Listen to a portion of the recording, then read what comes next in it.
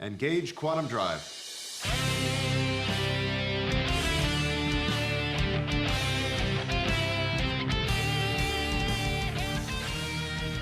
Hey now, and welcome to Quantum Drive. I'm Rob. I'm Katie. And our ongoing mission is to discuss every episode of the Orville. Today we'll be discussing Season 3, Episode 1, Electric Sheep, which was written and directed by Seth MacFarlane. We have no new reviews this episode, but remember that you can go to Apple Podcasts, leave a 5-star review and a rating, and we will read it on the podcast. You can also email us at quantumdrive@thegeekgeneration.com.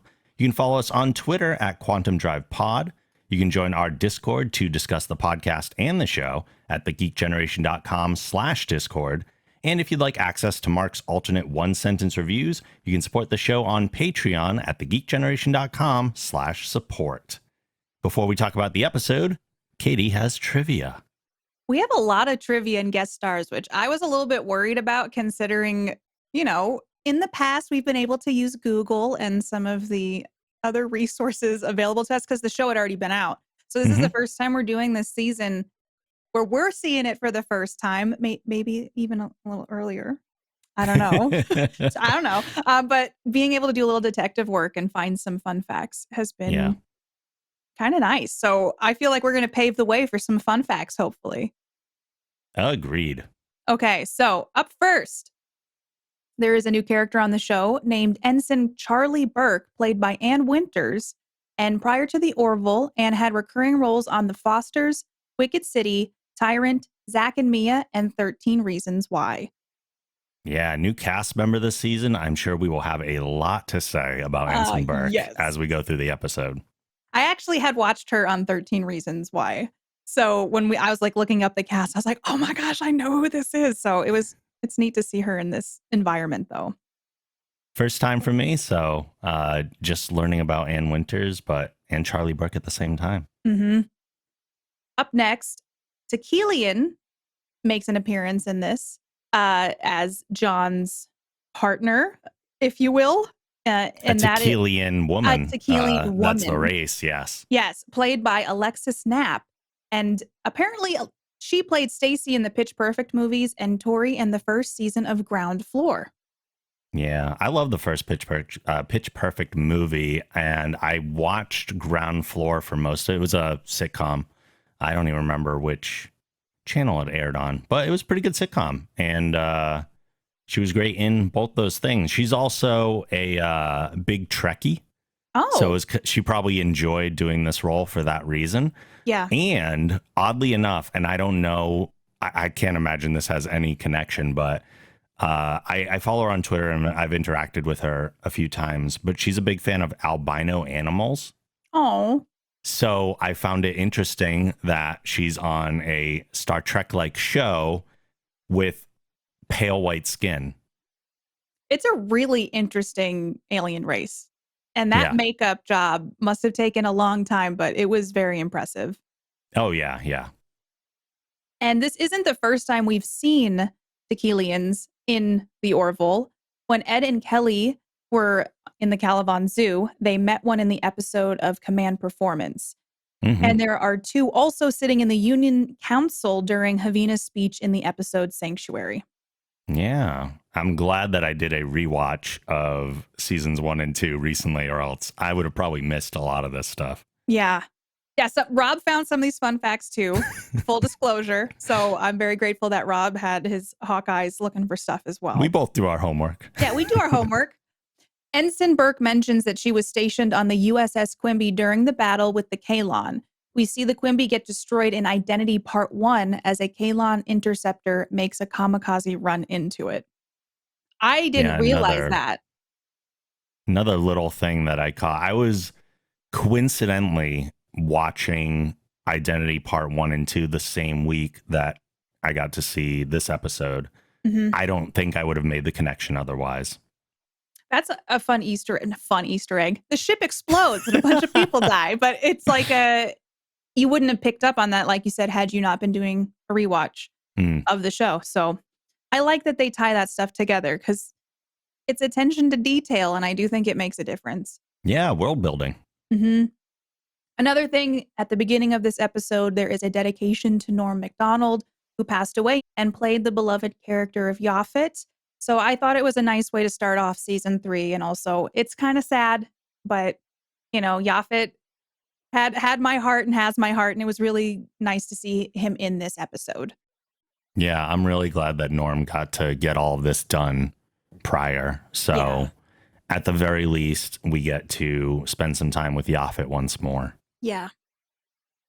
There is a new costume designer this year, or in this season. Mary Chisholm is listed in the credits and has worked on a lot of other shows, including Sleepy Hollow, and helped with costuming for Captain Marvel, Pirates of the Caribbean on Stranger Tides, some of the Fast and Furious franchise, among a lot of other things.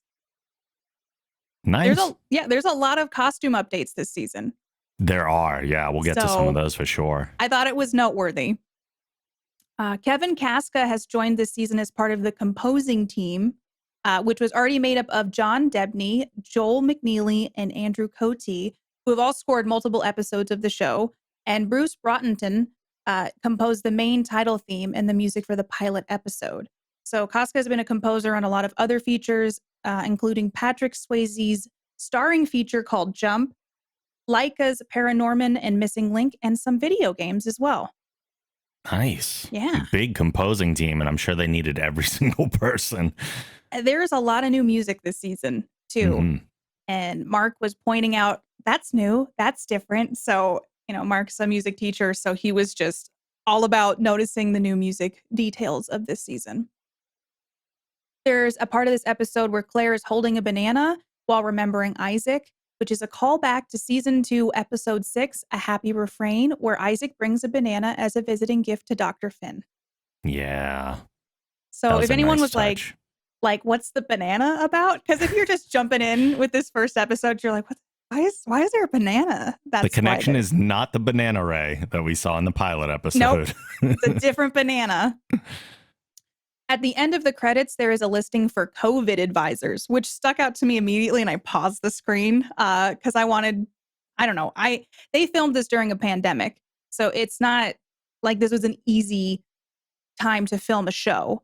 And it listed Dr. Larry Brilliant and Panda Vents Advisory, which made me think about how there are people in the world who has this as a job to make sets safe and environments safe to get work done. So I thought they needed a shout out because I'm sure they helped make this season safer, and that's why we have the Orville season 3, because they filmed during the pandemic. But possible even. Yeah.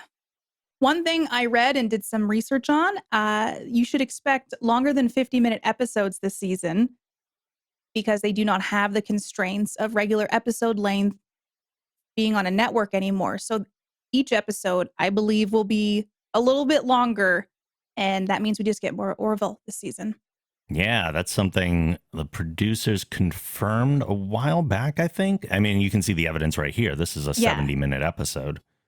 I just thought it was worth noting because it makes me happy that I get to look forward to not just like, I get my little 50-minute with commercials built in show. It's almost feature length each episode. So mini movies. Yeah. The bridge has been completely redone this season. The carpet has been removed. If you notice, the bridge is brand new. Just looks like when you see side by sides, I'm like, it looks like a brand new set. New Horizons is also the name of this season, and Seth MacFarlane has said, it seemed that because the show was going to be making such an uptick in scope, and in many ways going to feel like a reset, it felt like it wanted something special. You had a new opening title, a new set, new costumes, a new look, just a new aesthetic that really competes in the world of streaming shows. So I thought it was interesting that they decided to give it its own title this season. Yeah, like a total rebrand in a way. I always find it interesting when shows do that. Personally, I don't need that. Like, you can keep calling it the Orville and keep using the same theme song. But if that's what they feel is going to bring in maybe new people, then heck, go for it. Why not? Yeah, it is like a New Horizon, though. There's so much when you watch this episode, and I know we'll jump into it, but there's a lot of newness to it. Absolutely. Yeah. There is a quote from Brooke Noska about episode 1, who we were very lucky enough to interview, does visual effects for the show, asked, how long does it take to make effects like we see in this opening episode, which was very heavy with special effects and very beautiful looking visuals. And she said it usually takes, on a normal television schedule or a network, about 8 to 10 weeks. For our new streaming Hulu experience, we've dedicated about 20 to 24 weeks per episode. Oh Normally, my God. if there wasn't a pandemic in the middle of it, but that's more than double. That's crazy. Yeah. I made a comment in my notes later on that like the crew needs to be commended on this visual work because it is unbelievable. It's awe-inspiring. I just remember even the opening sequence and the new opening title sequence even. It's just like you can't look away. I call it space porn. It's just so much space porn, and I love it so much. Yeah, it looks fantastic. Yeah. The last fun fact I have is that the title of this episode is called Electric Sheep, which seems like it is an homage to the book Do Androids Dream of Electric Sheep by Philip K. Dick. And the book is a prolific sci-fi novel that deals with androids in a dystopian future. And I was going to do more of a descriptor for the book, but I was like, that's spoilers. But it seems like it is tied in to that. I think that's enough to make the connection. Yeah. Yeah. Yeah. Okay. Getting into the episode itself, we begin in the beginning of a massive space battle between the Union, Krill, and Kalon. As we zoom into the Orville, Marcus Finn is running through the corridor while ship debris and sparks are flying. Marcus finds his brother Ty, and they briefly look out the window to watch the carnage when they turn around to see Isaac. As Isaac's eyes turn red and his face reveals a mouthful of fangs, Marcus wakes up from his nightmare. In the trailer they put out, one of the things I noticed was the fangs in the Isaac's face. It was just like a snap in the trailer. And yeah, I got very excited about that because I'm a big horror junkie. And it just seemed like, where is that going to play into this? And I don't know. That whole beginning sequence, I was like, what is going on? I didn't know what was happening. I thought, is this actually like they're still in the battle? I was trying to like place it. And, you know, the show did the thing where it's a nightmare, but it was effective because I was just like, I don't know where this season's going to go, but opening with that was a ingenious idea to me. Yeah. There's actually, because they flash back to the identity battle, there's a scene where Marcus is running and the hull tears open and a couple crew members fly out. Yeah. I don't know if they refilm that or if it's a direct rip, but having, like I said, just rewatched Identity while I was also watching this, like at the same time, it's like the same shot. Those people get torn out of and fly out of the hull in Identity as well as they do in The Nightmare here. Yeah, they start the show off with that. Is this actually happening? And is the Orville getting torn apart? And it's stressful too because it's Marcus and Ty. Yeah. And you're like, I don't want anything to happen to them. But the visual effects of Isaac turning into essentially a monster was one of my favorite things from this episode. Just, I mean, you think about it. He's a robot. His face opening up to reveal these teeth and like a fiery void was, I mean, awesome is the word that comes to mind, but also terrifying. When you were watching the sequence, was there a point when you realized this was a nightmare before Marcus woke up? The moment I realized it was a nightmare is when Isaac's face opened, but that's pretty much at the end of the sequence anyway. Right. Overall, I was sitting there, I'm like, this is how they're starting the season. They're in a battle, and I immediately was like, who's going to die? And which characters might die right now? Because some shows do that. You know, like I've seen Game of Thrones. That'd be so brutal. I was like waiting for someone that I care about to just get ripped through a hole in the side of the Orville. And yeah, I didn't realize it was a nightmare. Did you figure that out? As soon as they turned around to see Isaac behind them, that's when I was like, this is a dream. Like before the red and the fangs and everything, because he wasn't there a second ago. Yeah, I could see. I think that's the turning point, but it's like right before he wakes up. So yeah. kind of maybe a little bit of a giveaway, but yeah, when he opened his mouth is when I realized, oh, this is Oh, probably yeah. not real. I don't think he has I don't think fangs. does he have That's fangs? new. Yeah, that's a I new know he looks a thing. little different, but that's new. Very new. Yeah. Lamar approaches Isaac in one of the science labs, and it's here we learn that the Orville is currently docked for a refit. Isaac then heads to the mess hall so Lamar can work in the lab. He joins a group of crewmen at a table, who all promptly leave as soon as he sits down. However, Ensign Charlie Burke soon returns to her seat. Their conversation starts light, but quickly turns to a story of Charlie losing her best friend as the two tried to evacuate the ship. Before she leaves again, she tells Isaac about all the people who blame him for the losses suffered during the attack by the Kalon. Didn't expect Charlie to come out swinging. No. And it was an interesting twist because when she gets up and she leaves, I was like, okay, well, I guess that's how we meet Charlie. But then she comes back and I was like, okay, she's making nice. Mm-hmm. But then she twisted it again and turned it around the other way and really goes at him. I get it a little bit.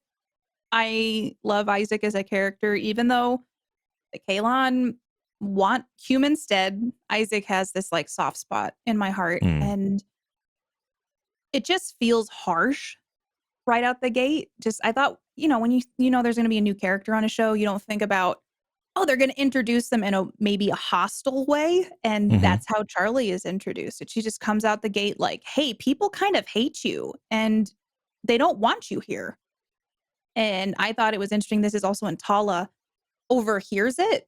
And I thought it was interesting that Tala didn't go over to talk to Isaac after it happened.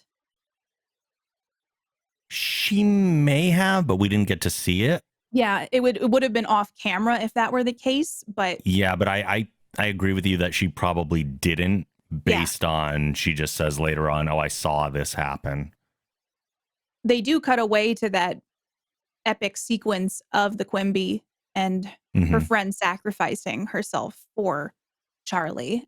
I do feel like having a Kalon on board is probably a huge reminder of the people you lost and the battles that you couldn't prevent and the destruction that was left behind. So I understand where Charlie's coming from, but because I've been spending 2 seasons with Isaac, it made me sad that it was just like, hey, we kind of hate you. I was worried for a moment that they weren't going to cut to a flashback because it did seem like Charlie was going on for a little bit before they actually did. And I was just worried we were going to get just exposition here and a lot of Charlie just telling us, but being able to see it. There's that rule of filmmaking, show, don't tell. So being able to actually see it and go through it with her makes us feel for her a little bit more.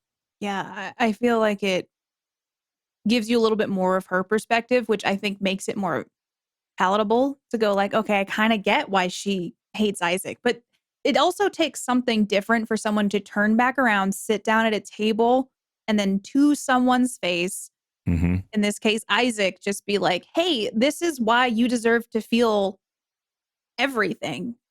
And it's a shame that you can't feel everything because he's getting blamed for all of the Kalon, essentially. Yeah. Yep. And there was a maliciousness to her action. I get it, though. I mean, it's an interesting commentary. And I do feel like as this episode started and we start seeing the characters all again and meeting new characters, that somberness of coming off of a battle like that just occurred, I definitely could feel that in the air of the ship. And it seems like it's still very fresh and very much like still with everybody. So it's hard to probably move on from it if there's like a Kalon just walking around, helping on the ship. Doesn't mean it's fair, but Isaac makes his way back to the science lab while every crew member he passes seems to be glaring at him. In the lab, he finds graffiti on the wall that simply says murderer. And then we get our cut to the new title sequence. Which was fantastic. Yeah, it was great.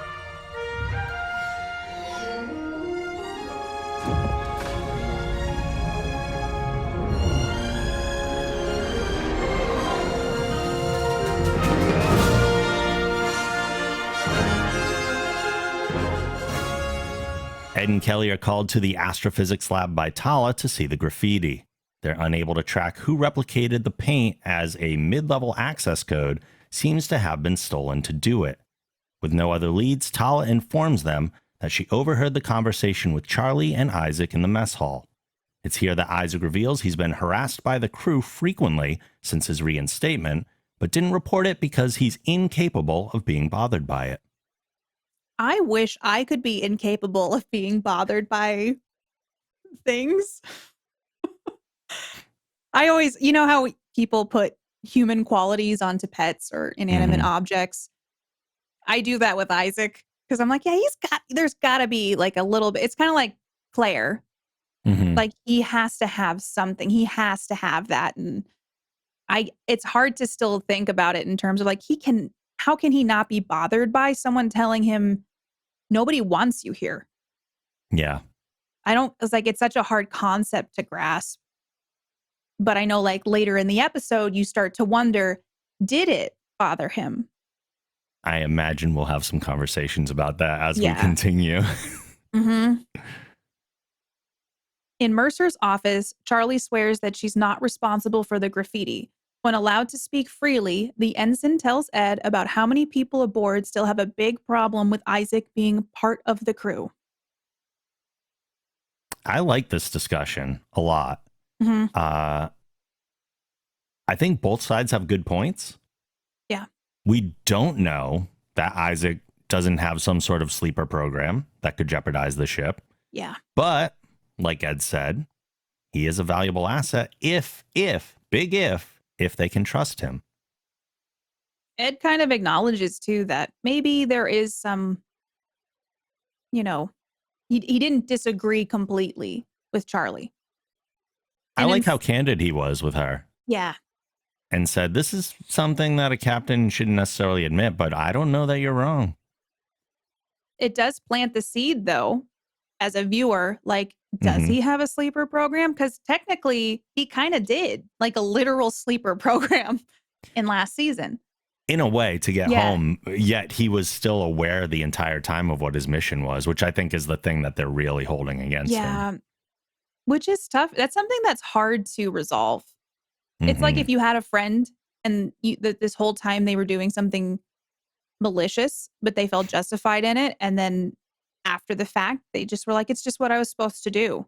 Yeah. Though in Isaac's defense, his intention wasn't always to just attack the biologicals. That wasn't the plan. He was just giving data back to the homeworld so they could make a decision about how they were going to proceed. I have such a soft spot for androids on spaceships. Data. Oh, I know. Data, one of my favorite characters of all time. And so I find myself almost creating excuses for Isaac a lot of the time. It's because I still feel like it's like there's got to be something that he has learned from being on the Orville and being around these people that have allowed him to logically see that there's more to it than just, which and I think there's evidence of that. I mean, he turned against his people as a result. But that's like, see, there's got to be something there about it. There's got to be. Yeah, I find myself just kind of siding with Isaac a lot of the time because I can see the point of Ed and Charlie. But there's a line later in the show, not to jump too far ahead, where Claire says it's hard to hate from up close. And that really like hit me because I'm like, it's true. Sometimes it gives people time or they need time to get to that point of forgiveness or even realizing like this person can be trusted. I say person speaking about Isaac. Yeah. But there's always going to be that fear that there's something Isaac knows that he hasn't shared, or there's something that could pop up in his programming at any point and cause an even bigger problem, especially now that the Kalon are like in hot pursuit, essentially. Yeah. Side note, name another show that can have a conversation like this while there's a Kermit the Frog plushie on the desk. Oh, I made a note about this. I said, yes, like in all caps, Kermit is still there. Heck yeah. Yeah, I was so excited to see Kermit. Another thing besides loving androids on spaceships is I love the Muppets. And when just the fact that Kermit, the greatest leader of all time, is still on the desk made my heart happy. So I'm glad you made a note about that too. On the outside hull of the ship, Lamar, Yaphet, Turco, and a small group are continuing to work on the refit. They're excited to see the arrival of Gordon in the Pterodon, a new single-manned fighter shuttlecraft. When Gordon mentions Isaac, he reveals to Charlie that he agrees with her, that Isaac shouldn't have been reinstated.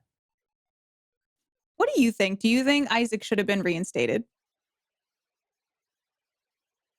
It goes back to the prior argument. I feel like both sides have valid points. Mm-hmm.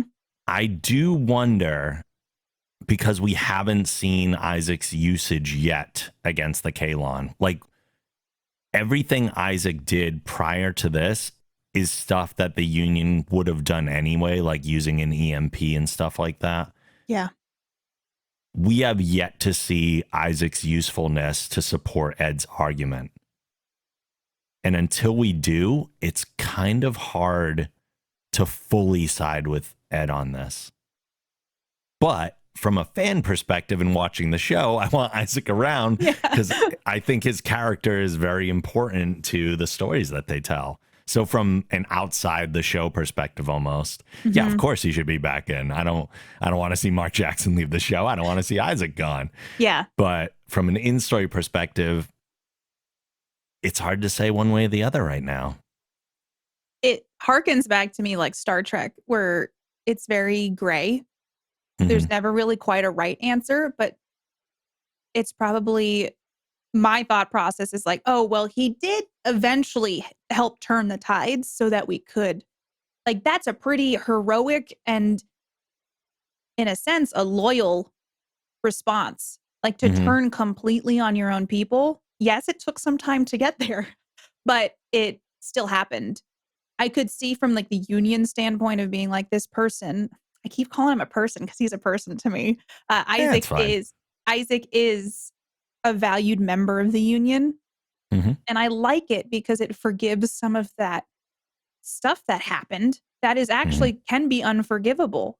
It shows that humanity, first of all, but also that sometimes you can mess up, even big mess ups, and you still have room here. And I think I appreciate that because I do hope our future society is more like that in a lot of ways.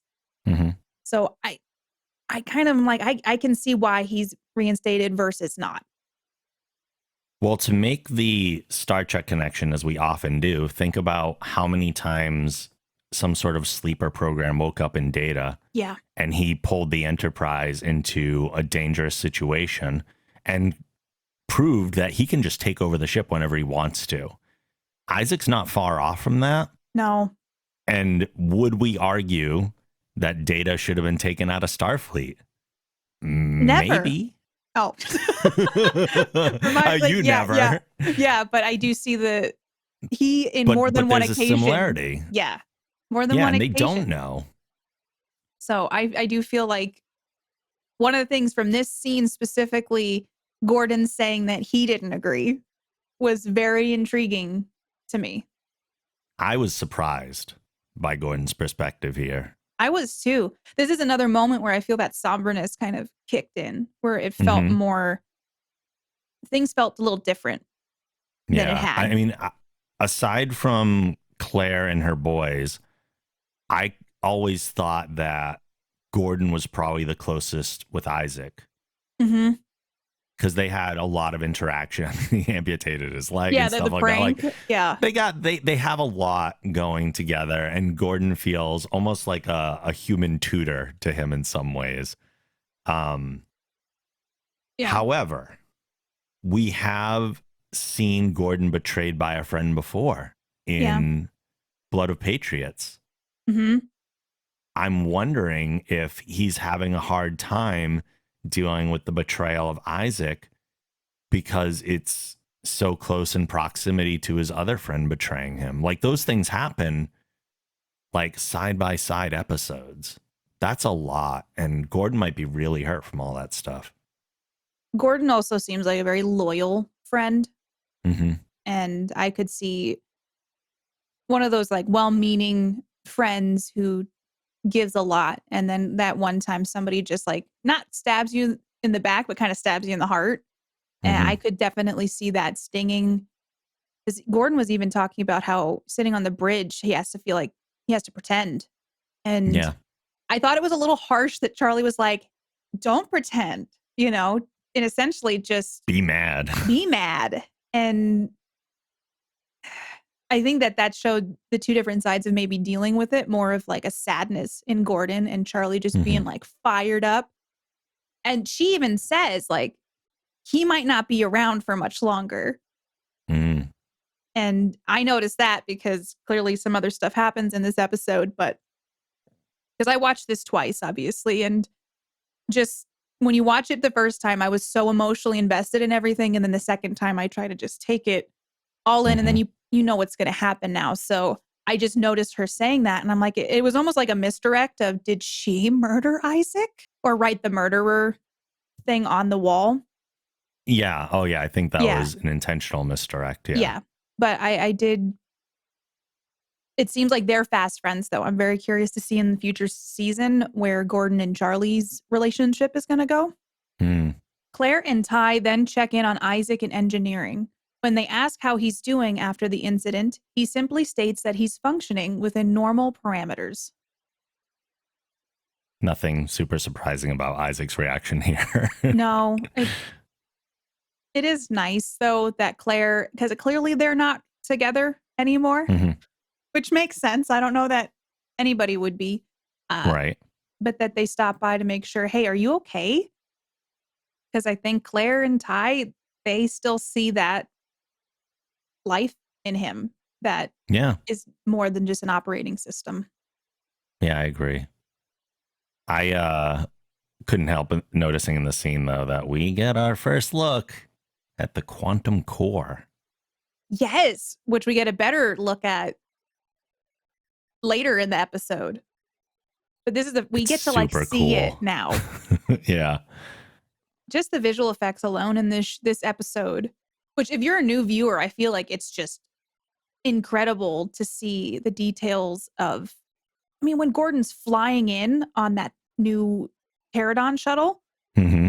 or is that like more of like a military jet? Is the best way that I can think about it. Yeah, it's like a tactical dogfighter. Yeah. So you see just the CGI and all the visual effects from last season to now feels so different. Even like the show is a little darker. It Mm-hmm. seems it's more theatrical, but everything just looks so good. Yeah. And I'm excited to see the Quantum Drive because our show is called Quantum Drive. And now I'm like, that's what it looks like. Yeah, it looks awesome. Gordon takes the Pterodon out for target practice against some drones that Ensign Burke is controlling. It's here we learn that Charlie is capable of visualizing four-dimensional geometry, a rare talent. Little throwaway line there that's going to come back to be important later on. I had one of those moments where if a thought bubble could pop above my head, it just would say, Katie will remember this. It's like just one of those things where I'm like, that's foreshadowing for something that's going to come up later in the episode. What did you think of this whole sequence between Charlie and Gordon, or like the back and forth? I thought their verbal back and forth was great. I love the visually just, I mean, I know we were just saying how impressive everything looks, but the visuals here are just crazy cool. I loved when the Pterodon like buzzed by the bridge. Yeah. So like my production brain is like, they had to, I mean, they can time it and put the ship in however, but just so impressed by Ann Winters here. Yeah. In that, like, just getting that little smirk, like, right as he buzzes by and stuff, like, they're probably working with some sort of green screen or who knows what's actually there. She's possibly not seeing anything and just has to react to that in such a subtle yet effective way. I did read, and I'll probably try to find this for a future episode about the bridge, just the screen that they used to film. So I'm wondering if they did have any cues maybe on that. Yeah, I've heard some stuff about that too, so I was curious. It's just very impressive scene overall, though. It's a One fun thing that I way. did think about in here too, though, is that I do wonder how far the pterodon is from like the ship and the station, because we see it buzz like right by the bridge. We see it kind of loop past the engines and everything. So Mhm. I'm assuming it's fairly close and not crazy far away. So it surprised me a little bit that they're using live rounds as they're doing this test. Yes. I'm like, a missed shot could hit something and then we got a problem. Like, my assumption was that when Gordon fired one and hit a drone, it would be like some sort of a pulse that would just disable it. And they were like practice rounds almost. But the fact that it seemed like they were using live ammo and blowing them up, I was like, this is way more dangerous than I thought it should have been. Yeah. Mark was saying, wait, what, are they using like actual ammunition? I'm like, it looks like it. But I had cannoned it with Gordon is just that good. So they're just like, let him do the drones, let him do live ammo. But as he's like blowing these drones up, I'm thinking about all the space trash that's being made.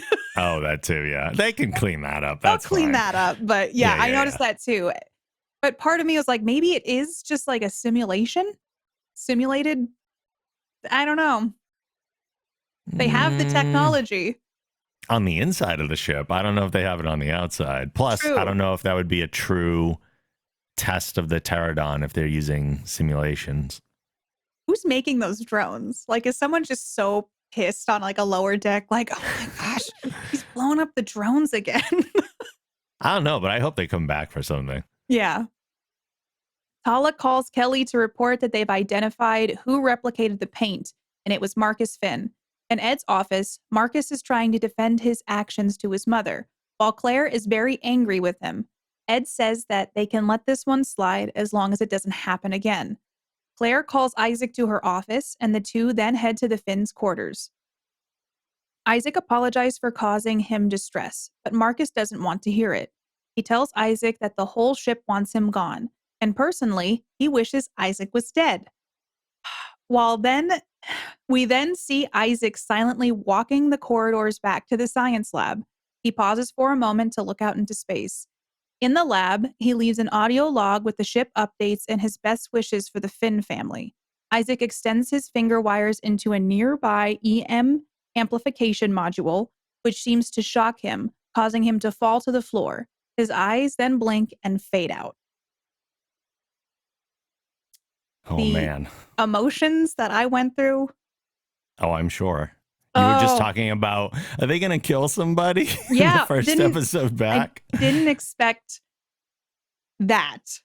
Mm, And the whole time the first time watching this, I'm sitting there like, they can't kill Isaac. They won't do this. They won't do that. And I was like trying to convince myself, like, when they're gonna bring him back, there's a lot of episode left. They're gonna bring him back. And it's like one of those things where I was stalling the emotion from it hmm. because and it harkened me back to the line of like, oh, are you okay? And he's like, none of this affects me. And you go like, but did it affect him? He just literally killed himself. Yeah. I was impressed with how well they showed Isaac's thought patterns as he was simply walking through the corridor. Like, I would have said emotions, of course, but that's still up for debate. We'll get to that, I'm sure. He's silent on his walk, and his movements seem fairly normal, but there's a sadness about the whole thing, and we don't even know what he's going to do yet. And part of that could possibly be, again, our projections onto him and us feeling sad for him. Obviously, the music adds a bunch to that, but man, just the whole package coming together.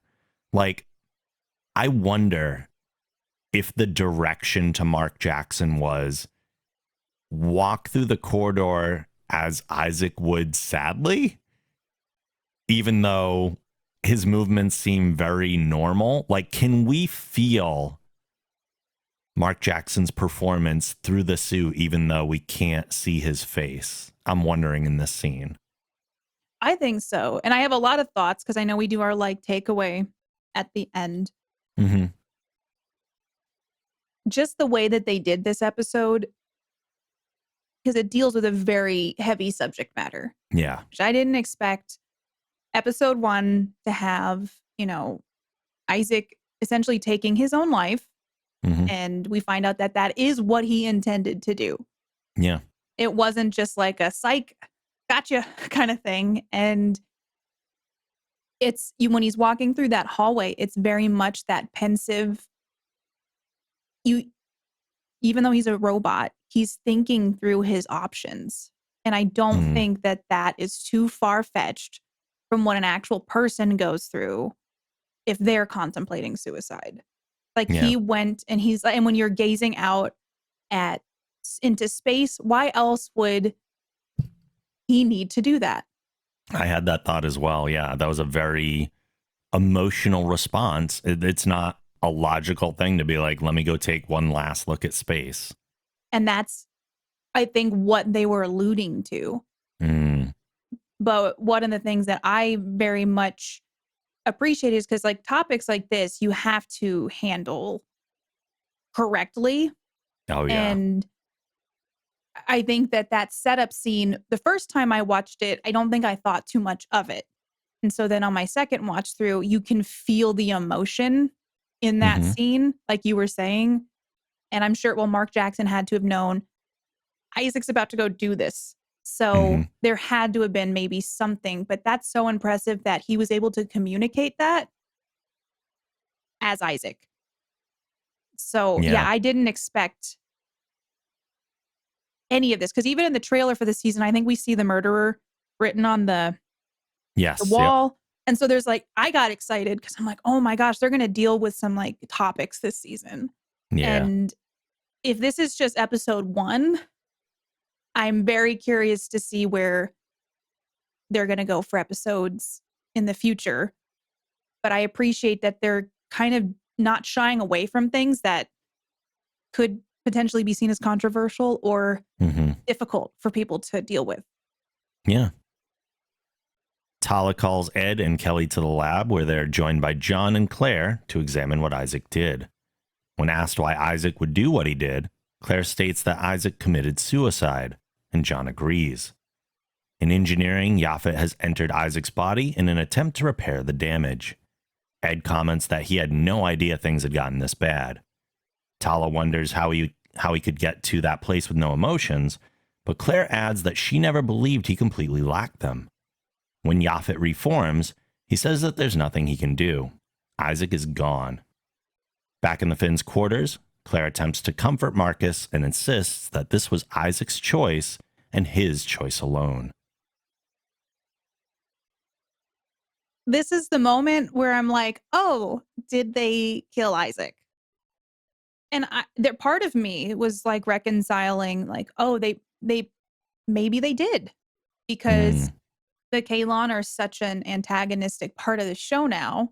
I was like, maybe the first episode. I've been betrayed by so many shows in the past that have just done that. Like, I loved The Walking yeah. Dead. Nobody was safe on The Walking Dead. Game of Thrones, like all these shows that just kind of toy with that. And I'm not saying the Orville's like toying with that, but they did put out a very realistic, almost confirmation of, hey, I don't think Isaac's coming back. Because Mm, like Yaphet went in to fix him and was just like, he is fried. He knew what he was doing, which again parallels a lot of the difficult topics that come up when you talk about suicide. So it's yeah. just like almost people bargaining, like, can we get him back? We're gonna try everything to get him back. So in a way, I almost feel like I'd have to sit back through the episode and see if they did go through the stages of grief, but I believe that they did. Oh, interesting. I didn't even consider that. Yeah. And so then Marcus is obviously upset because he literally just told Isaac, I wish Yeah. you were dead. So part of me is like, did Isaac think about that as now an option because Hmm. Marcus put it into his mind? Not in a malicious way, Hmm. but that he's like, I Right, have new right, right. information. Because Sure. later on, he does talk about like, oh, so that isn't, he says something about I didn't have all the data at the time. This Hmm. was a new bit of data that he got. Yeah. I will say that there's no point at which I thought he was actually dead. Like, Oh, I mean, really? I know they killed him, but I was like, he'll be fine by the end of the episode. I I don't know. I was so Maybe I just haven't been hurt by other shows as many times as you have. I just feel like you can never trust if it's going to actually work out. And now that they're on Hulu, which I know it just feels like the show looks a little different. Tonally, it's a little bit more serious. There's, it's very cinematic. And I'm like, they could Mhm. kill Isaac. Like, I The felt like new it's horizon is that nobody is safe. no one's safe. There's just like a tagline, like, we might kill Welcome to your the favorite Orville. character. But at that moment, again, I did that thing where I'm like, there's still time left. But Mhm. I think just philosophically, the episode came out swinging. And Mhm. I was so invested in that when a Yaphet couldn't fix him, I'm like, they could just spend the rest of this episode kind of talking about this and the complications that go along with it. And they had a freaking funeral at some point for Isaac. So like everything was Yeah. confirming that. I'm like, I mean, it's kind of what they did do before they brought him back. They yeah, went through all the things that they would have done had this character been permanently killed off. toying with my heart, honestly. I think that was the intention. It worked, okay? In the briefing room, Claire and Kelly discuss the complicated feelings that Claire still has about Isaac. She tried to put any feelings about him out of her mind and is having difficulty processing what remains. Kelly suggests that she finds out what she's still burying and deal with whatever she encounters. As Mercer gives a eulogy for Isaac, Claire is shown confronting her feelings. She finds Ty in the simulator talking to a projection of Isaac. Dr. Finn tells him that while it's tempting to use the simulator for such things, it can't bring people back and can actually get in the way of healing. When Ty leaves, Claire activates the simulation of the restaurant where her and Isaac had their first date. After a few moments, she sits down and bursts into tears. That like made me emotional reading it because Yeah. and Rob's gonna be like, I'm gonna be so uncomfortable if Katie starts crying. But literally, the first time I watched this through, I like tried to stifle back tears because Mhm. throughout the whole episode, I was like, no, they're not gonna do this to me. And almost because I was so engrossed in it. And then the Yeah. second time I watched this, I can confirm I had a complete breakdown because I felt like it deals with grief in a way that I don't feel like I don't know, you don't expect it sometimes in shows Mhm. to deal with it in such a honest way, because Claire has to deal with some stuff that's not cut and dry. Like Yeah. like Isaac is a robot on top of the fact that she had a relationship with an android, which might be considered unconventional. Then he betrayed the human race and literally the union, and then he kills himself. Yeah.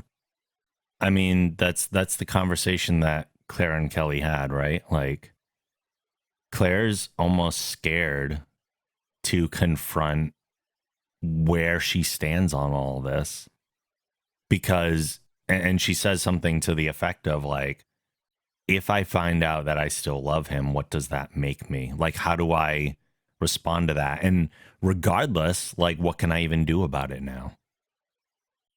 And I think that was something that I felt because it's a show that takes place in space and we have all that sci-fi goodness that I love and these shows make me feel nostalgic and comforted because they tie Hmm. back to Star Trek from what I grew up with, but I felt like it was kind of a beautiful way to deal with something that's so complicated, and Yeah. I thought the writing in this scene specifically was very poignant because it's like with grief a lot of times you don't really know what you're supposed to do with it. Hmm. And people like shy away from talking about it, which I think is a huge problem in our Yeah. society in general. But it's like we all deal with grief and we all do our best to like move through it. I think a lot of times we all push it down because it's the easiest Hmm. thing to do. But now that Isaac is gone, uh, she has to reconcile it herself. Also, when she went and found Ty in the simulator with Isaac, that broke my heart. Oh, yeah.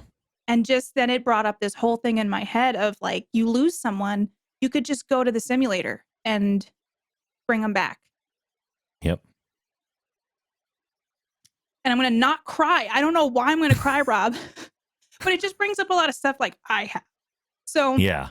So I just thought it was a really nice, as I'm trying to like rein it back in, it was a really nice way to I'm like, just letting it happen. yeah, just like, it's going to be okay. But it's just something when you think about it, like I never thought about the simulator being used in a way like that, but that how Claire had to go, it can really be damaging for your And health. Ty wouldn't understand that at Yeah. all. So it makes sense to have him in this scene in that way.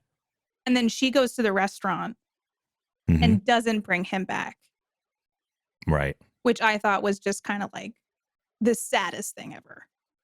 Yeah. I mean, it would have been a little hypocritical of her to do that.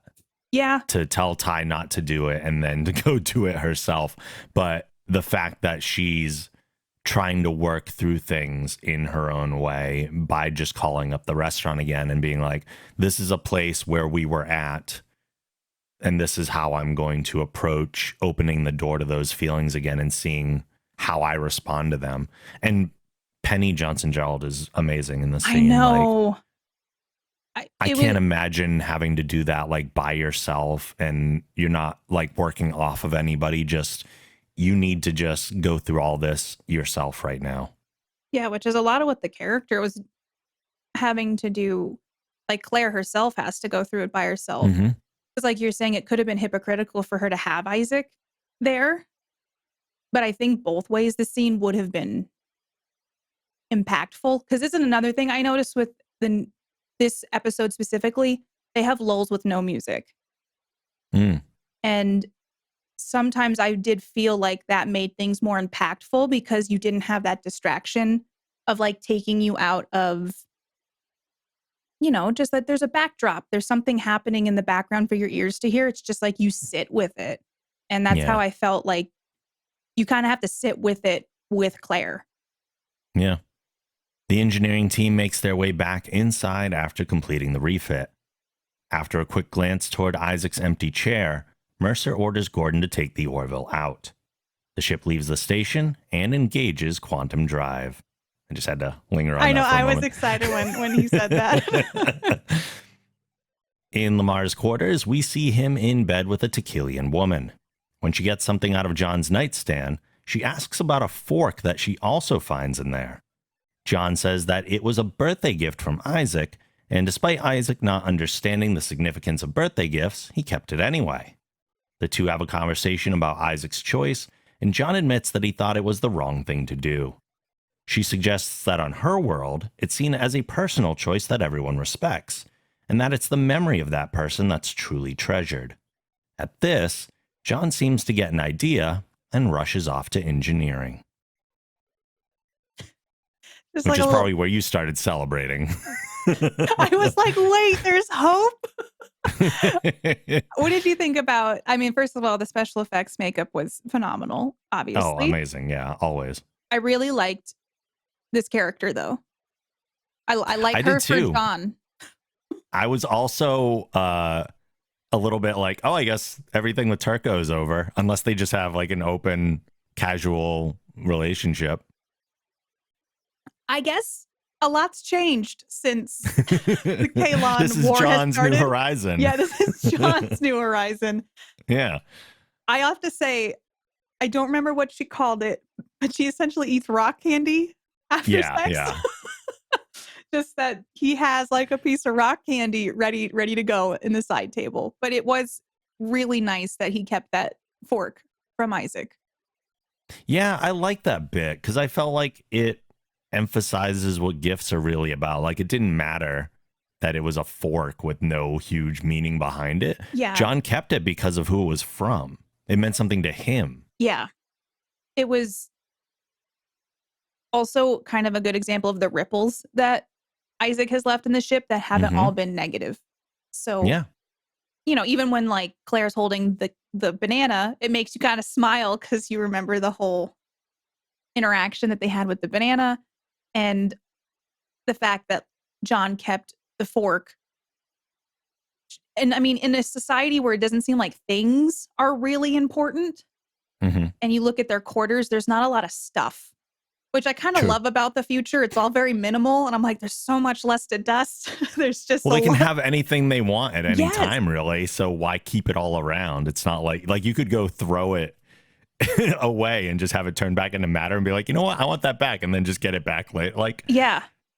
He didn't have to keep the fork is essentially what it comes down Yes. to. And what did you think about the discussion between her and John about death, essentially, for people choosing to not continue living? And yeah, I thought it was inevitable in an episode like this, of course. At first, I was a little like, this is a little like bonk bonk on the head. Like, this is what the episode's about.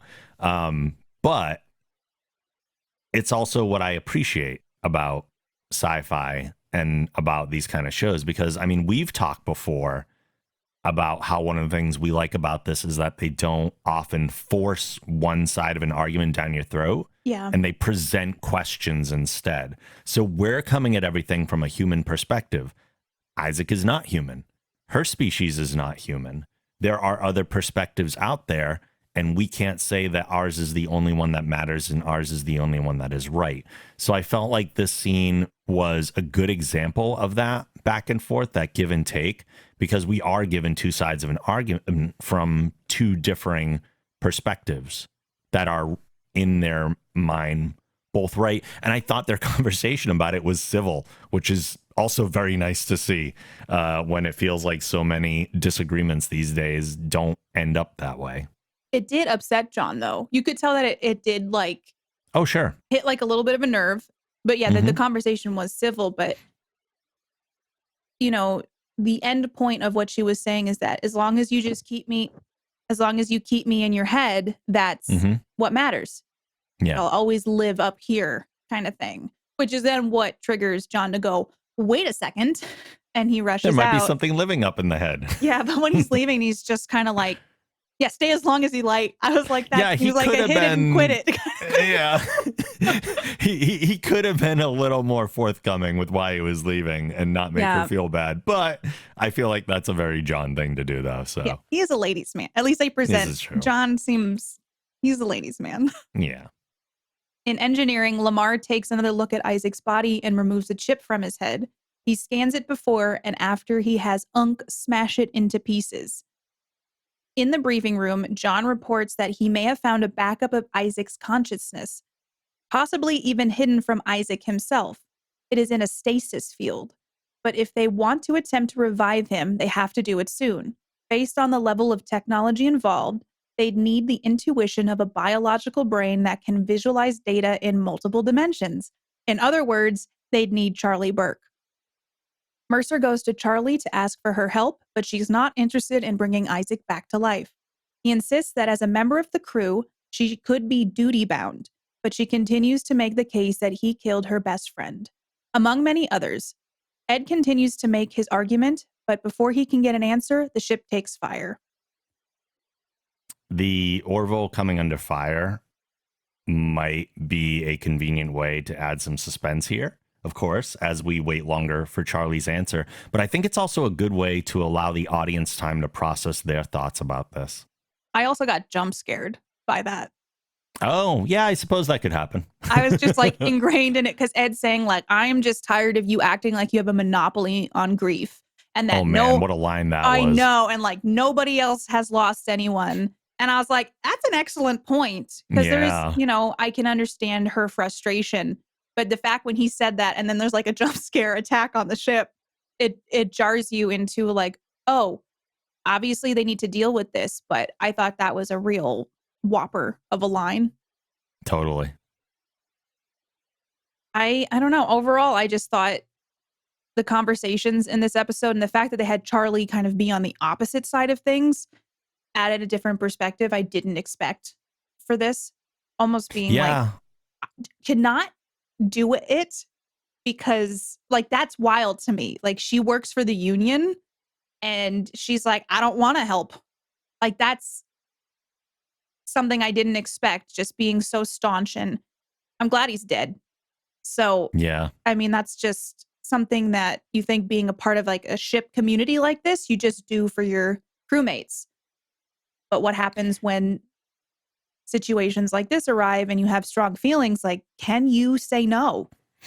Yeah. I thought Ed's line too there that you don't have a monopoly on grief. I thought that was really important because just for him to reestablish his authority as well, because she really has, I mean, she's shown him respect, but she's very rebellious. Yeah. At least in this one matter. I don't know if that's going to be a constant thread with her, but he definitely felt a need to put his foot down in a way. And we see again pretty soon that he's going to attempt to put his foot down again. It's still not really going to work. So I'm interested to see how their relationship develops as well. Like, if you're Mercer and you got this ensign Yeah. who's going to be defiant all the time, do you keep him around? It seems like she can, for lack of a better word, get away with murder a little bit. Mm-hmm. Just like the defiance and almost lack of respect. Like, my point of view is the right point of view, and I don't know how you don't see this, and I'm going to scream it from the mountaintops, which is a personality type that does exist in our world and apparently in the future. But Ed is very patient with her, considering. Yeah, and I'm wondering if that's just the case. Like, another captain might be like, you're out of here. Like, insubordination. This is crazy. And he kind of does, but not to like a mean level, just like a more, I'm disappointed in you level. I mean, we get there. I just don't know how. I think a lot of them are probably dealing with complicated emotions about what just happened, because how many of the Union ships got destroyed? People died, their friends. So Ed's saying, like, you're not the only person. I think it kind of puts into perspective, even for Charlie, for that minute second before the attack, like maybe she even has that realization, like, oh, yeah, I guess I wasn't the only one that lost somebody important to me. Yeah. As Mercer and Burke rush back to the bridge, we see that a Kalon vessel has been firing at the ship. They attempt to retreat into the atmosphere of a nearby planet, but the storms are draining their deflectors rapidly. Ed orders that their full complement of torpedoes be loaded into a shuttle and launched by remote guidance. When it's far enough away, they detonate the shuttle, which gives the appearance that the Orville has been destroyed by the storms. The Kalon vessel sees the destruction of the decoy and departs, leaving the Orville to safely exit the atmosphere. Again, the visuals. Yeah. We can't say it enough. They're just so good throughout this entire sequence, and they've taken everything up a notch. It's just wild. But I do hope they don't have to blow up a shuttle every time they encounter another Kalon ship. Well, I think that Kelly had said, oh, submarine warfare. And at first I'm like, I don't know what that means. And then now I know what that means. So it was a very clever way of doing it. And I'm like, it worked. They blew up the shuttle, and the Kalon just were like, yeah, I guess we did what we needed to do. I thought at first they were loading it with torpedoes to kamikaze the shuttle into the Kalon ship and blow it up that way. I didn't realize that they were going to do like a decoy maneuver. I was just along for the ride because I was like, I have no idea what they're doing here, but I'm ready for it. It was interesting, though, seeing like physical torpedoes being loaded in, because listen, when I watch sci-fi shows, I'm like, they're just orbs of light. That's what torpedoes are. They're laser beams. It's like, so seeing that, I was like, that's interesting. I mean, because that's how they're portrayed when they come out. So I'm always just like, they're just balls of super intense electricity and lasers. And so that was eye-opening in that way for me as well. Wait, they're actually torpedoes? They have actual torpedoes? Unbelievable. Lamar calls from engineering and reports that the storm took out the stasis field. It's now or never if they're going to get Isaac back. Mercer then orders Burke to head to engineering to assist Lamar, but she refuses, so he relieves her of duty.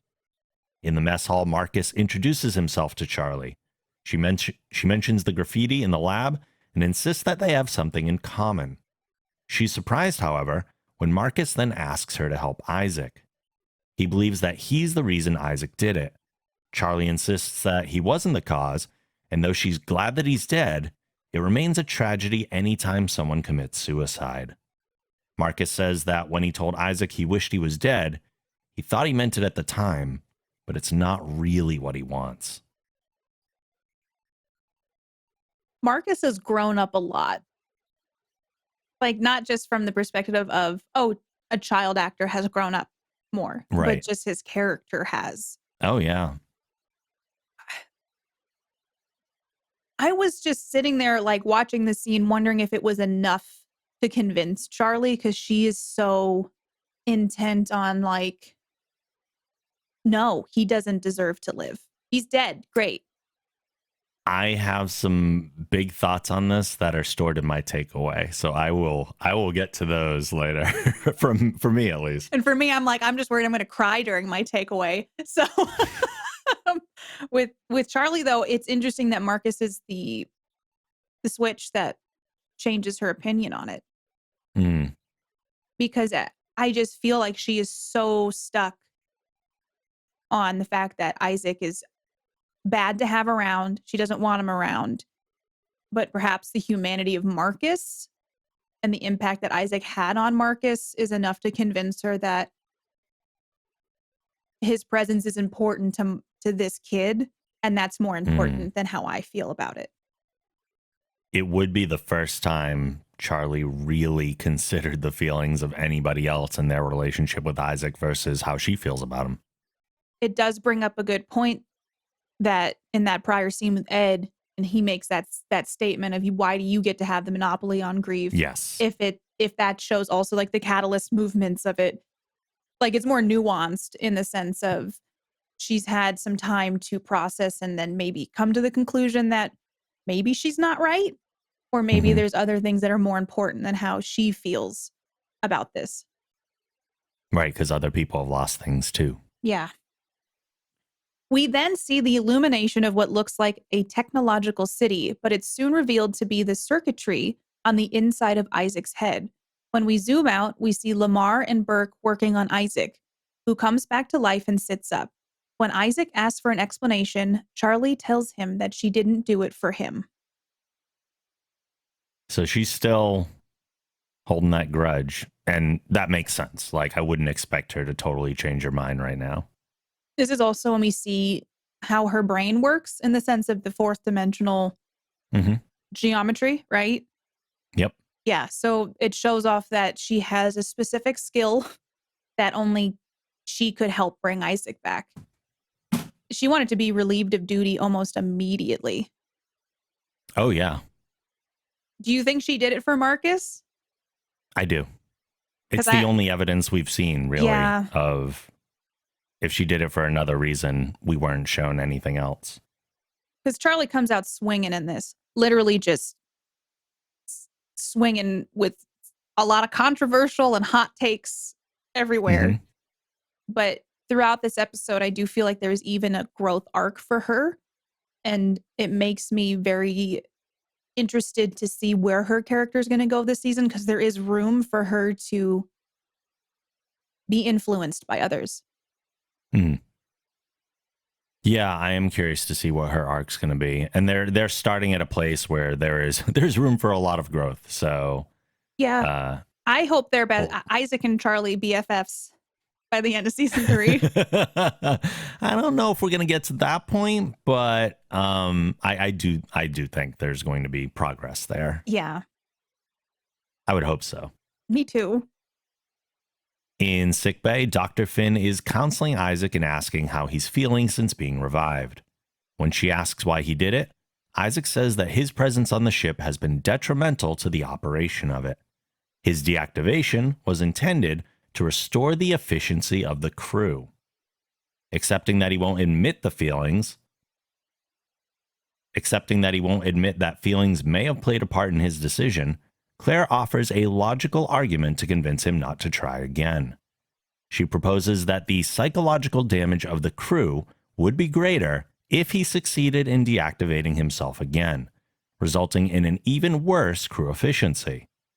Isaac didn't account for the possibility of the crew's feelings toward him to change over time, and made an almost irreversible decision based on limited data. Before he leaves the session, Claire tells him that she's glad he's still here. As the episode comes to a close, we see Marcus head to Isaac's lab. While he doesn't say anything before leaving, it's evident that he's glad as well. That whole conversation at the end between Isaac and Claire it just felt very raw. I don't know if you felt the same way. Oh, for sure. Because Claire has to be extra candid with Isaac and come at it from more than just an emotional perspective. Like, she can't say, look at how you affected all these people when you made this decision.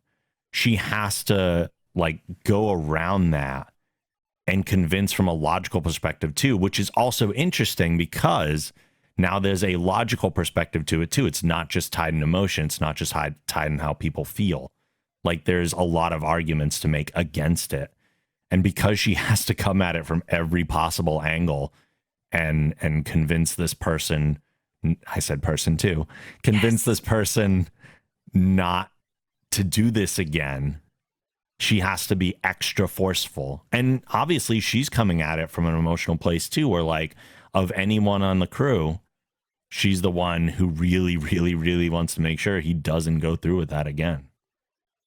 Yeah, it's like I brought up earlier, Marcus saying, I want you dead. I wonder if it was because he's so data focused and little bits here and there, and he makes analysis based upon that. That probably wasn't a thought in his mind until that bit of data was introduced, saying right. Oh, but then also Charlie said, nobody wants you here. So it's not just on Marcus. There's a lot of information. He has murderer written in his lab. There's all these things kind of coming up.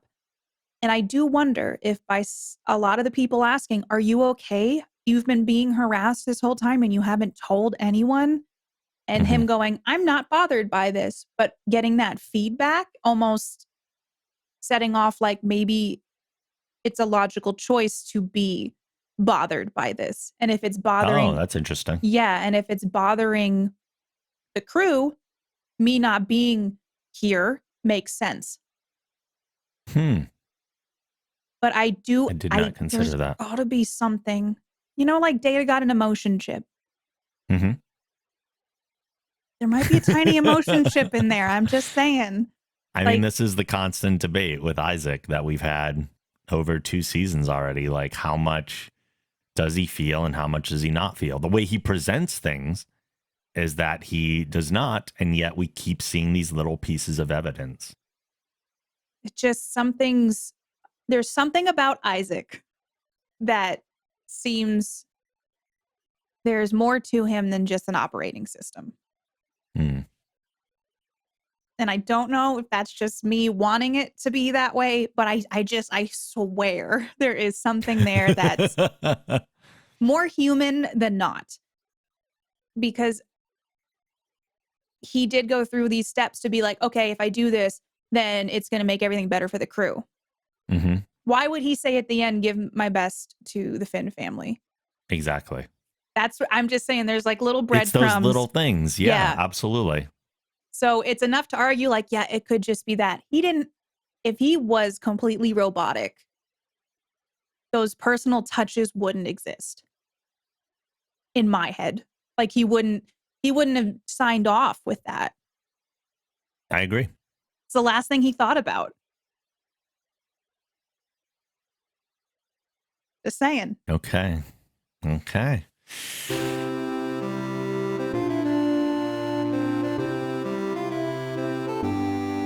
Well, then, Katie. Do you want to go first? What is your big takeaway from this episode? Do you want me to go first? I don't know. Who would you want to go first with the takeaway? I mean, normally I ask you the question, but if you're feeling like you want me to go first, I'll go first. I have no idea really what your takeaway was, to be honest. This time I don't know that I have a good read on what your takeaway was. Okay. Okay, I liked the episode. Okay. I did. Um, like you, I assume like you, I did not expect a story this heavy to start the season. Yeah. Given that this is a unique take on suicide that only sci-fi can do. Like, people who take their lives do not have the opportunity to learn from it. Hmm. But within this sci-fi context, Isaac does. And that's why we can come into this episode the way that we can, and someone can actually learn something from it, and it can be a lesson and thought-provoking in that way. Again, one of the things that we always say that we love about sci-fi is the way that it explores these questions in ways that you can't otherwise do so. And I think this episode is very effective in doing that and presenting something that normally is like an ultimate decision, but someone actually gets to learn from it at the end. And I like that. Yeah. I agree with you that I don't think that Burke's change of mind felt as authentic as it should have. It was just more abrupt than I would have liked it to be. I think there was a crucial line missing from the conversation that she had with Marcus.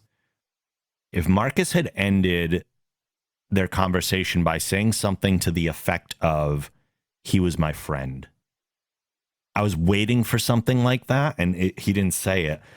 But I feel like it would have added more weight while connecting Marcus's loss of his friend to Charlie's loss of her friend. And I think Charlie had to connect with Marcus on a super relatable thing to have it change her mind. So, like, if Charlie's perspective was Marcus lost his Amanda, and this whole episode I've been saying, well, will it bring Amanda back? Well, what if she can bring back Marcus's Amanda? Yeah. I feel like that adds so much more to it. I didn't even think about it in that way, because that would have maybe tied it together a little nicer. I think I feel like the show does a good job about breadcrumbing things. And so but you have to sometimes be like really intentional to find the breadcrumbs, which I think is just smart writing. But I think there was just small turning points. And the Marcus conversation clearly was impactful, but I could see how saying something like Isaac was Marcus's Amanda would have made her more motivated, I guess, to do it. But was Isaac Marcus's Amanda? I don't know, but if they had made that argument, I could have bought it. Like, they were obviously very close. That entire family was very close. And again, I get that the intent is that Charlie doesn't want Marcus to feel the guilt that he's clearly feeling. And she's doing him a favor, not Isaac a favor. And I get that. But I'm not sure if that would have been enough. So even just throwing in an extra little bit, I think could have fixed it for me. I'm not saying it's the answer. Yeah. But I did feel that the decision change did feel a little out of place. And clearly I'm not the only one, because you had a little bit of that too. I think what I did is then watching back through the episode, like the duty portion, I think probably played a part in it. Ed saying like, I mean, Ed almost kind of went in on her with the whole, I was waiting for the rest of that conversation before the attack, where he's saying the whole monopoly on grief. Cause I'm like, I kind of it left me wanting more of that conversation, just because I'm like, well, what exactly was he going to say after that? And what was her response going to be? Right, which is exactly why they cut it off. Yeah. And then leave us wanting a little bit. I mean, she got essentially fired. She did, yeah. Yeah, she got relieved of duty. And so I just wonder, and then Marcus came and talked to her. I kind of wonder if it's an amalgamation of all those things. She wants to keep her job. She probably doesn't. she probably felt some empathy for this kid because I would assume that Charlie knew about Marcus's history. Oh, yeah. She would have had to know a little bit. Yeah. And word gets around on a ship and all that stuff. Especially, I feel like it would be so gossipy on a spaceship. One would think so. I do see what you're saying though, where it's like if he had tied it with like, hey, Isaac was my friend. I didn't really want him dead. Mm-hmm. But I also kind of like that you brought that up because then in my head canon, what I do is I internalize that is what she was thinking. I'm like, oh, she kind of went through this thing where like she had the ability to bring back Isaac for someone, even though she can't, and nobody can bring back Amanda for her. And I do feel like that was part, and I'm headcanoning as well, but I do feel like that was part of the implied message. Yeah. I just needed that line to really hit it home. I feel like with a lot of movies these days, it's just me getting my soapbox, they over-explain stuff too much. And they can. Not every movie, but sometimes I'll watch a movie and they will do a flashback to something that happened 10 minutes ago. And I'm like, does the audience need this? And I'm a huge believer in showing, not telling. So I get so frustrated with movies when they're like, I watched Big Trouble in Little China and it over explains so much exposition and the movie has fun stuff in it. But I was just like, I don't need not like about a page of exposition just so you can explain the next scene that's about to happen. Yeah. So, I mean, I'm a big fan of the circle and tying up that circle, which is why I wanted the friend connection, because it was what Charlie was focused on throughout the whole episode. And her final decision from what we were shown and told had nothing to do with not getting over, but really feeling that empathy for someone going through the same thing that she's going through. It was like a different thing. I think in some ways guilt instead. Yeah, I do enjoy kind of getting to talk about it though, because it's like not just given to us on a platter. It gives us a chance to kind of think about her motivations and maybe go, why did she do it? And I do wonder if that was intentional or if it was, just maybe the way it went. But I do feel like when shows over-explain stuff to me, I don't marinate in it as much as I would. Do you think adding that line would have been over-explaining? No, not that line. If it was if you bring back Isaac, it would be like bringing back Amanda for you. That would be over-explaining. Yes, that would be, that'd be way too much. If he had just said like, it's, he's, God, if they had said he was my friend, just the past tense of that. I think that's what I was waiting for. Yeah. Like that's the kind of emotional punch that I wanted. They did linger on her face though, which I think was kind of showing that the gears were turning. Something was working out in her head. But I don't think that line would have been out of place at all. I like being able to sit and be like, well, maybe this is what it was. And but part of me goes like, maybe later on something will come up and she'll reveal why she did do it. Maybe not. I'm trying to come at these as mini movies. In the way that they were presented, like in the sense that this is a self-contained story. And yes, some character beats will carry on from episode to episode, but each story is its own kind of microcosm in a way. Well, I like to think that there will be a picnic situation where Isaac and Charlie are sitting down and it's going to be the end close of the season. She's going to turn to him and be like, you want to know the real reason I brought you back? I know that won't happen, but I can see it from both sides, I guess. Because it did seem like, why? I do wonder, like, what was her real official reason for doing it? I think the episode tells us that she didn't want Marcus to feel guilty. Yeah. That's what I got from it. I also, because then I started doing that thing where I was breadcrumbing it, where I was like, it could be because she feels guilt because of her duty. She just got fired. Marcus is kind of rolling up being like, hey, can you do this for me, please? Because I didn't mean to tell him to kill himself, essentially. And then maybe getting some perspective from Ed So I think that for me, it's like a lot of different reasons. But yeah, I think that line would have fit Chef's Kiss in there as well, though. I know we said this earlier, but huge round of applause to the crew behind the scenes on this. And I'm sure it's going to be a thread that continues throughout the season where we're just going to be like, oh, did you see that? Yeah.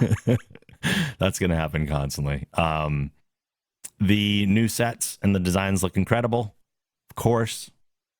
However, uh-oh, I'm going to be that person. This is a me thing. This is a total me thing. It's not me. No, wait, it's not you. It's me. Yeah. The crew would probably hate hearing me say this, but I kind of miss the carpets. You miss the carpets? I do. The new look is a little more sterile, while the old look was a little more cozy. And I know that change is tough for me.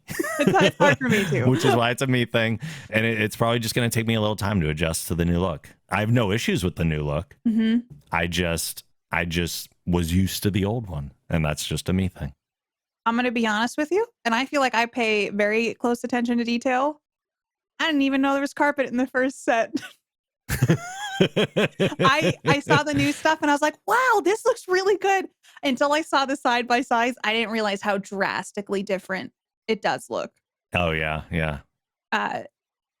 I feel like it does. It looks more futuristic, which I know it's a sci-fi show, but the way that I think about it too is like the Kalon did some damage to the ship. They're just like, let's just put some new panels up. This carpet's outdated. It's like if you had carpet in a bathroom. Oh, yeah. Like I know why they did it. I mean, it was more even from a production perspective than anything.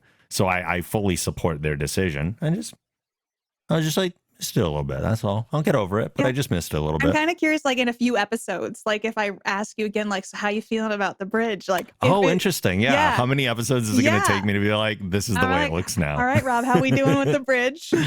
Interesting. I'm kind of curious about that too. Yeah. Because I feel I'll let you know. Yeah. In time, like you get used to stuff. Yeah. And then it's like, hey. Yeah, I know I'll get used to it. It'll just take me a little. I'm the same way with change. It's like when you move or you get like a new piece of furniture and you're like, I'm not sure how I feel about this because it's just different. But then eventually you're like, oh, I kind of love this because at first it looked bigger than I wanted it to, but now it fits the room nicely. So yeah, sometimes I feel like it just change is hard. It's tough. That's all I have. So Katie. Yes. What was your big takeaway? Okay. So I've been thinking a lot about the show since we watched it. I will say, to get it out of the way first, the special effects, my mouth was on the floor. Absolutely in love. Like I call it space porn. I don't know if I've called it space porn on the podcast. I'm pretty sure I have. You have. Yeah.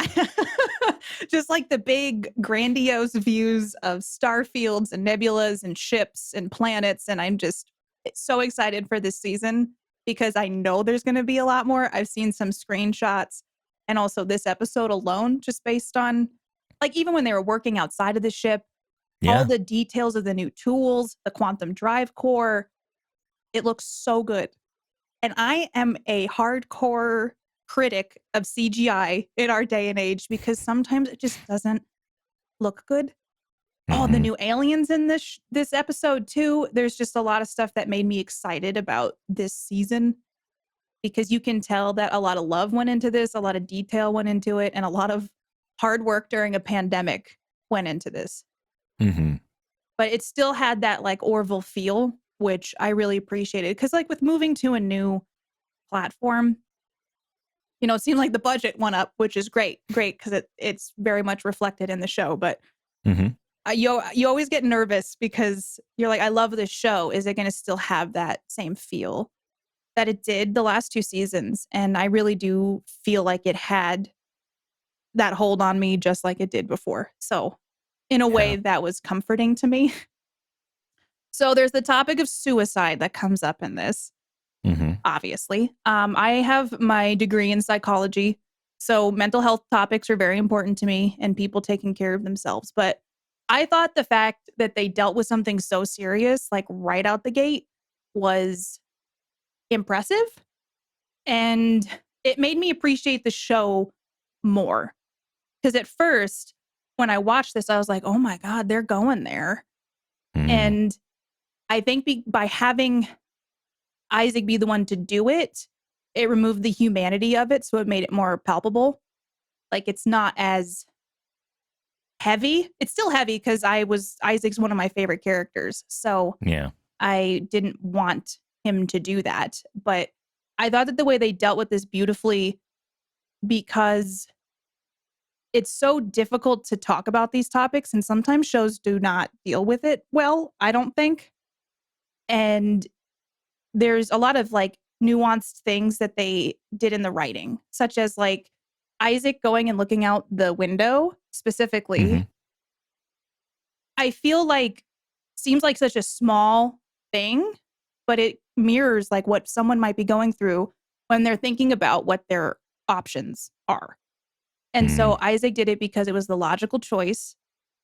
And I put logic in quotations because I thought it was a really amazing metaphor for people who struggle with that, because for them, it is a logical choice. Like for someone who makes a decision most of the time to be like, this is it, I don't want to be here anymore, it seems hmm. like the only option. And Yeah. so that's what essentially Isaac did. I wrote in here, I fought back tears the first time I watched it. And then the second time, I'm just like crying multiple times throughout this episode. I'm just sitting there, like, I think Mark went out. So I was just sitting there, just like, ugh. And it was multiple times throughout it because I just felt like there was so many scenes that portrayed something that, I don't know, obviously tugged my heartstrings, but like when Claire's in the restaurant Hmm. and Ty is talking to Isaac in the simulator. Even when she's just holding the banana, that whole sequence itself was a lot. But Yeah. when Claire was talking about what was it? It was like she was on a planet and then she had to put a stone in her mouth to get her saliva glands to kick Yep. in. Yep.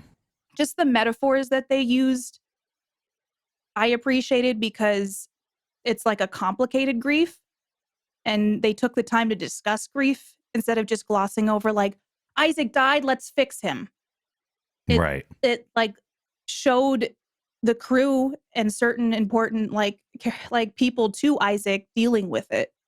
So, I feel like grief is never linear, it's never easy to go through, but it was something that I think everybody can relate to in a way, and I feel like a lot of shows shy away from it, or maybe not a lot of shows, but don't handle it in a way that I feel is relatable, and I felt like Hmm. this was relatable. And Yeah. yeah. I just feel like it showed it in a very human way without kind of By using a robot. yeah, and not like sugarcoating it. Yeah. Yeah. Like they didn't just like gloss over anything. And Yeah. that's Like Claire gets mad at him at the end. Like, yeah.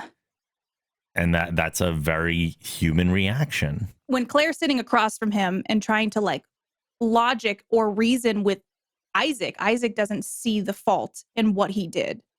And Right.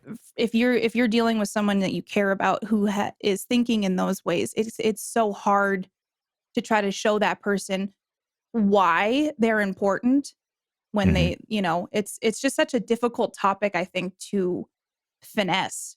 And if you don't handle it right, it can be almost more damaging to tell a story like this than to actually handle it properly and have it be more poignant. And I thought it was really nice to see a storyline with that, because I think it makes people feel less alone with it, Hmm. the grief, and also dealing with suicide. And I appreciate that sometimes life isn't wrapped up in a nice little story with two with little bows, and that there are always two ends of the spectrum. And they do a really nice job of, I think, showing that, like Isaac's side and then everybody else on the ship's side. Yeah. Um, Even though it was wrapped in Claire's logical explanation, I think even just the simple suggestion of somebody who's going through this is possibly not considering all the data. yeah, Like that, even if that's like the big takeaway from it, like that's a huge thing, even though it was like one line. it was like people who are dealing with this grief and considering this as an option are probably not considering every piece of information out there as to why it might not be the best idea. And I thought, like, bringing that up, it shows it's another metaphor, I think, for showing someone that you don't need to do that. You don't Mhm. always have all the data, and tomorrow might be so different than how you're doing today. And so I'm sitting there and I as I'm watching this, I just the word that comes to mind is that it was kind of a genius way of dealing with this, Mhm. because even though it was metaphorically handled in a lot of ways, I feel like they gave really concrete answers to things dealing with suicide, and it was handled just beautifully.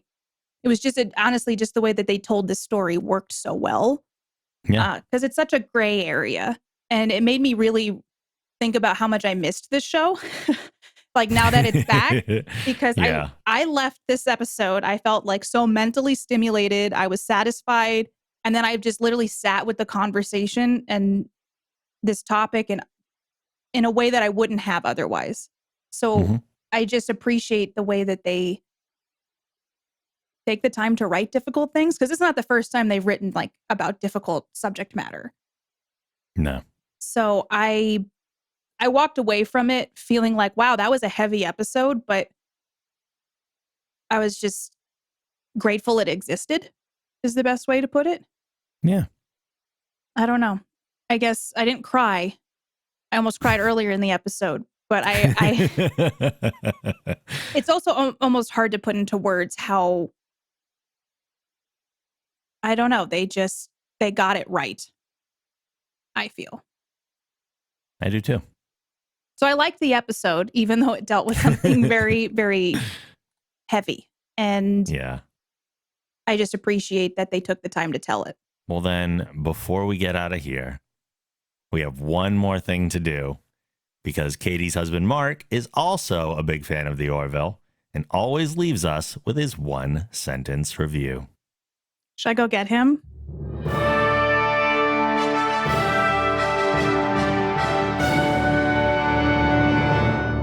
Episode opens with the dream sequence, and I'm like, oh my God. Charlie talks to Isaac in the cafeteria, and I'm like, oh my God. Gordon says stuff about Isaac, and I'm like, oh my God. John gets busy, and I'm like, oh my God. Isaac ends his life, and I'm like, oh my God. The credits roll, and I'm like, oh my God, it's back.